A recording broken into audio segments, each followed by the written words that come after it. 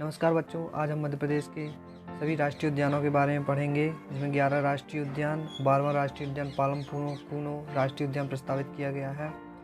पहला राष्ट्रीय उद्यान देखेंगे कान्हा-किसली राष्ट्रीय उद्यान। इसका क्षेत्रफल है 940 वर्ग किलोमीटर। ये स्थित है मंडला, मध्य प्रदेश में।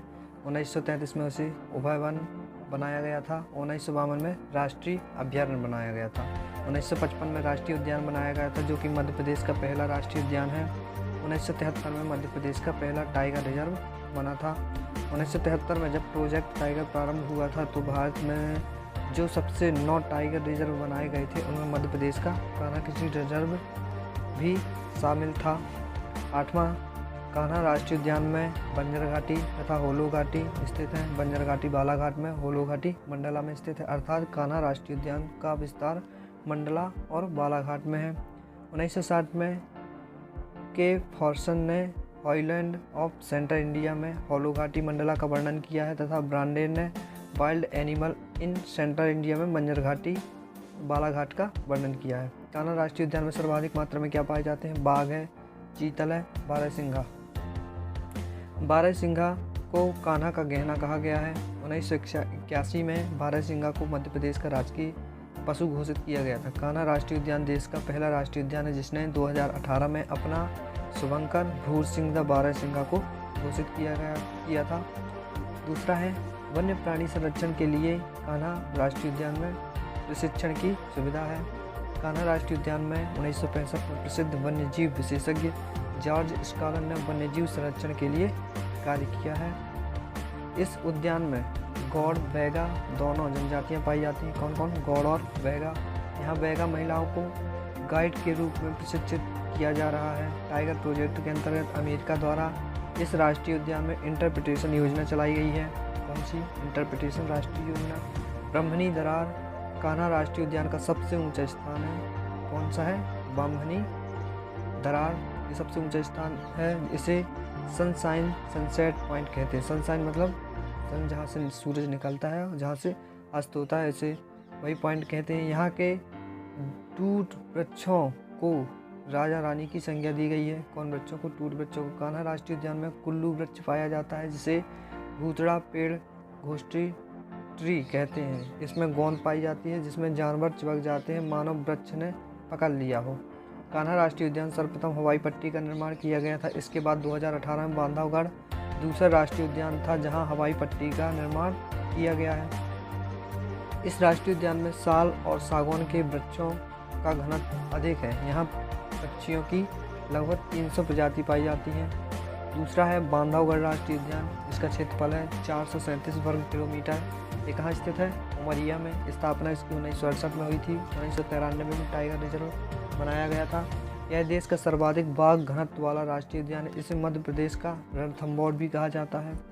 यह राष्ट्रीय उद्यान 32 पहाड़ियों से घिरा राष्ट्रीय उद्यान है। इसमें चरण गंगा नदी प्रभावित होती है। बांधवगढ़ किले का निर्माण 2000 वर्ष पूर्व यहाँ किया गया था। यहाँ से शाही नामक तालाब स्थित है, जिसमें विष्णु भगवान की मूर्ति लेटी हुई अवस्था में है। बांधवगढ़ राष्ट्रीय उद्यान में गौर पुनर्वास योजना तथा हाथी पुनर्वास योजना कार्यान्वित है। सितंबर 2019 में बांधवगढ़ राष्ट्रीय उद्यान में हाथी महोत्सव मनाया गया। बांधवगढ़ का सबसे बुजुर्ग हाथी का नाम गौतम व मादा का नाम अनारकली था।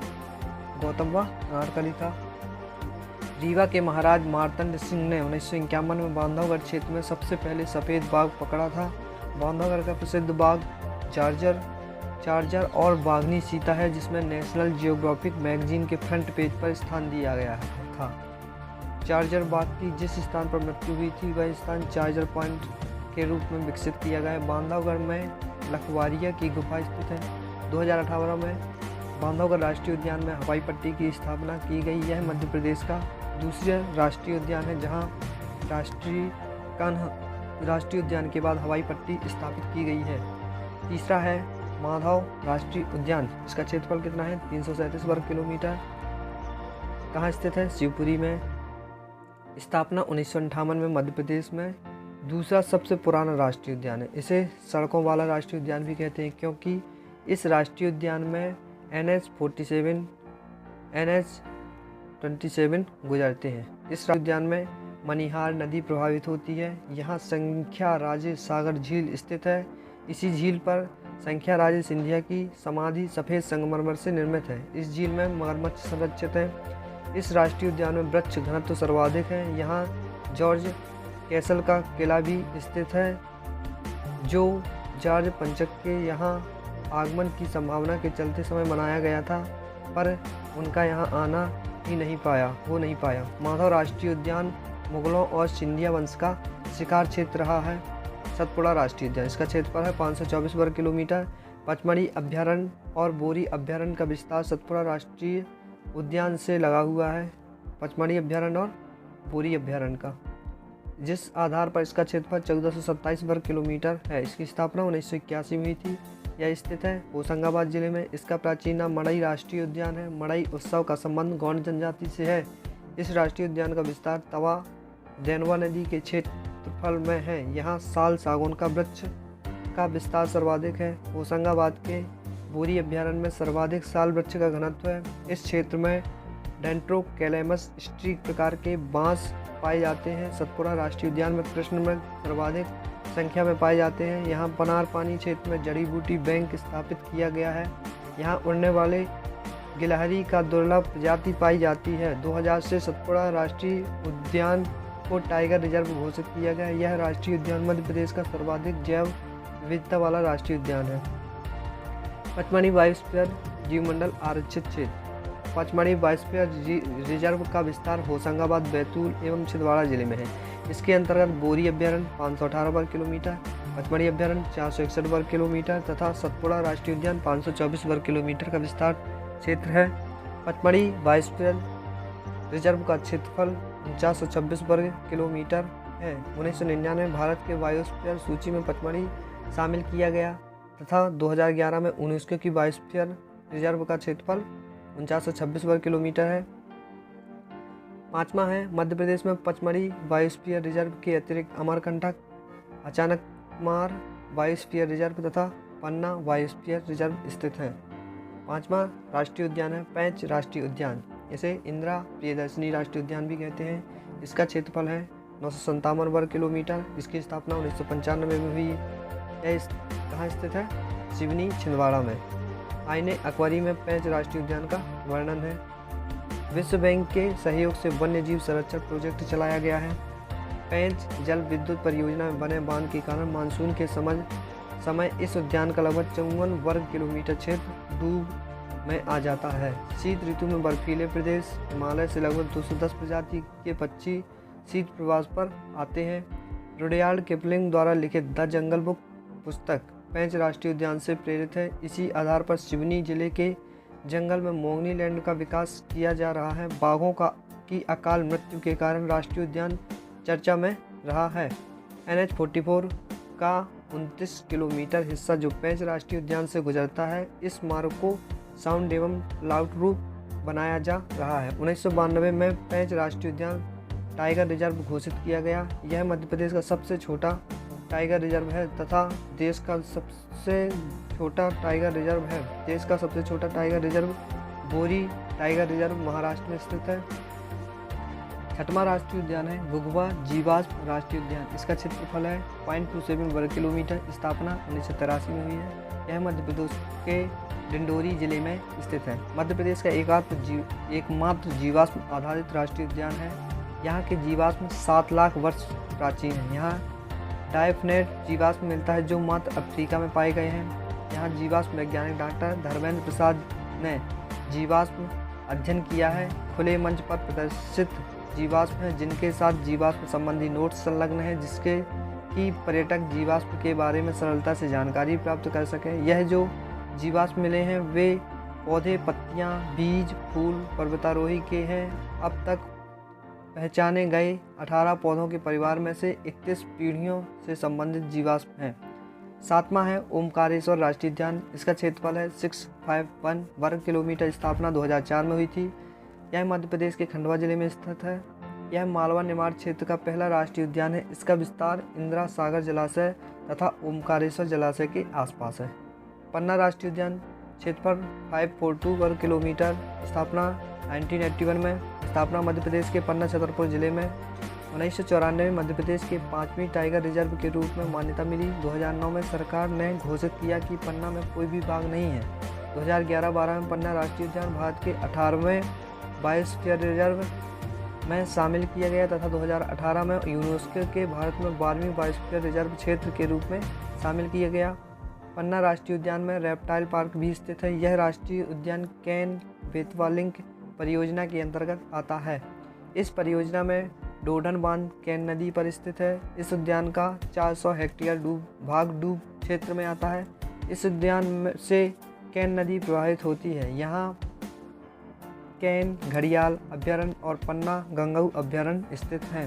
संजय राष्ट्रीय उद्यान, इसका क्षेत्रफल है 838 वर्ग किलोमीटर। कहाँ स्थित है? मध्य प्रदेश के सीधी सिंगरौली में स्थित है। स्थापना 1983 में हुई थी। संजय गांधी राष्ट्रीय उद्यान का पुराना नाम डुबरी राष्ट्रीय उद्यान है। अविभाजित मध्य प्रदेश का सबसे बड़ा राष्ट्रीय उद्यान था।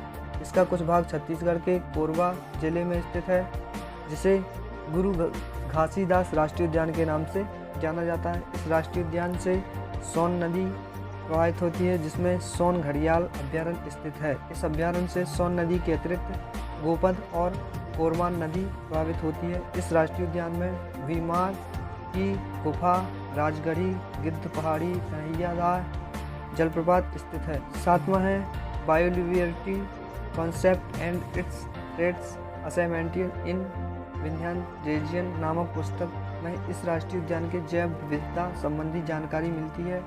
राष्ट्रीय उद्यान में 80% सालवन तथा 20% मिश्रित वन है। 1951 में रीवा महाराज मार्तंड देव सिंह ने इस राष्ट्रीय उद्यान की भड़वास क्षेत्र से सफ़ेद शेर मोहन को पकड़ा था। मुकुंदपुर व्हाइट टाइगर सफारी विश्व की पहली व्हाइट टाइगर सफारी, जो सतना से 55 किलोमीटर तथा रीवा से 14 किलोमीटर दूरी पर स्थित है, वह सतना वन मंडल क्षेत्र में आती है। वन विहार राष्ट्रीय उद्यान, क्षेत्रफल 4.45 वर्ग किलोमीटर, स्थान मध्य प्रदेश के भोपाल में मध्य प्रदेश का एकमात्र शहरी क्षेत्र में स्थित राष्ट्रीय उद्यान है। इसकी स्थापना 1983 में राष्ट्रीय उद्यान में दर्जा दिया गया है। 1983 में वन विहार राष्ट्रीय उद्यान में सर्प उद्यान भी स्थित है। इस उद्यान में ISO प्रमाणित आधुनिक चिड़ियाघर स्थापित किया गया है। 8वां है, यहाँ बिहार विथिका एवं प्राकृतिक व्याख्या केंद्र स्थित हैं। वन विहार राष्ट्रीय उद्यान में मध्य प्रदेश का एकमात्र सर्व सुविधा युक्त रेस्क्यू सेंटर स्थापित है। इस उद्यान में चीकू द्वार पर बड़ी झील के किनारे लकड़ी निर्मित कैफेटेरिया स्थित है। वन विहार एक्ट C2 कंजर्वेशन, जहां उनके वन्यजीव बाहर से लाए गए हैं, का उदाहरण है। इस उद्यान में वन्यजीवों को गोद लेने की नीति 2018 में लागू की गई, अर्थात वन विहार राष्ट्रीय उद्यान में जन सहभागिता से वन्यजीव का पालन पोषण एवं संरक्षण हो रहा है। 11वां है डायनासोर राष्ट्रीय उद्यान, इसका क्षेत्रफल है 89.7 वर्ग किलोमीटर, स्थान मध्य प्रदेश के धार जिले में स्थित है।